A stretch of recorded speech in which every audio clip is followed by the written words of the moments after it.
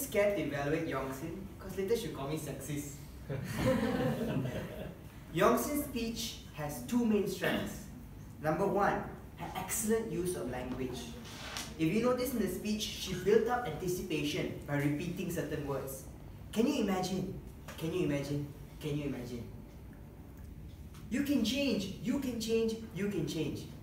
Now with that, it kept us hooked and built up momentum. It kept us engaged and wanting to know what she was going to say next. Now the second strength that Yong Xin has is an exceptional vulnerability. What an average speaker would do would tell a normal story. But what an exceptional speaker like Yong Xin would do is share a personal and vulnerable story.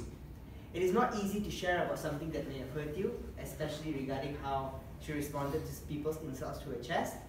But by sharing that, something so vulnerable, so personal, it created a connection that added credibility to her entire speech.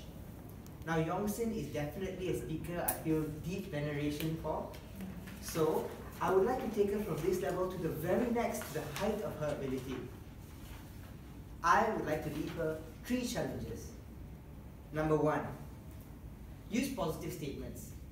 I noticed during Yong Xin's speech, she used terms such as, you may not know, or you may not realize, or I do not have the time to tell you. What I felt was that this took away some energy from her speech. She might want to consider making the audience feel good about themselves, like, you may have already realized, or you can see, I believe you can. This can begin to inspire your audience, making them feel good about themselves and making them receptive to what you are saying. Number 2, clarify your points. During your speech, I had a little bit of trouble trying to identify your point, and I believe the reason is because you began with your fact before your point. You begin by saying, according to the research, and then you will conclude by saying, this is why women face challenges finding jobs. So my suggestion is to begin by women have challenges finding jobs. Pause. Then support it with your fact.